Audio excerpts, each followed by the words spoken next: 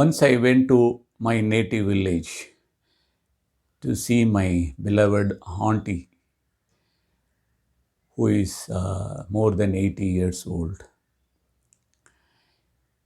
When I went to her home, I saw her getting water from the nearby well.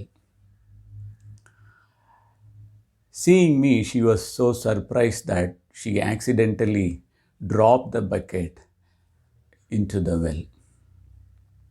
She was upset. So we took a grabber with a lot of hooks. It's like an octopus with lot of tentacles. So we tied that grabber onto one end of a rope, and we slowly dipped the rope with the grabber into the well so that we can take out the bucket.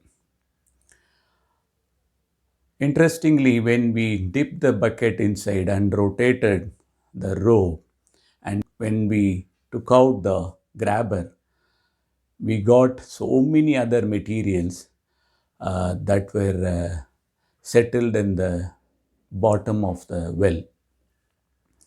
We took one by one and we identified each material as a vessel, as a mug, a container, so many things, a pot. So we identified the vessels and kept them separately. And finally, we were able to grab out the bucket that my auntie lost it. When we sit quietly and meditate, following our in and out breath as a string of rope, the hooks of our awareness bring out all those hidden feelings, buried habits, ingrained aversions, and deep seated delusions. All keep coming out to our open awareness. We will be shocked to witness so many things hidden within us. All buried things from our childhood are hooked out. We see them one by one and keep them aside.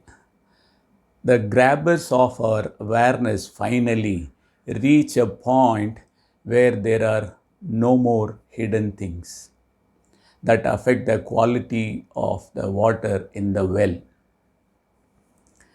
The blocked aquifers open up and fresh water fill the whole well. The quality of water improves. It tastes sweeter.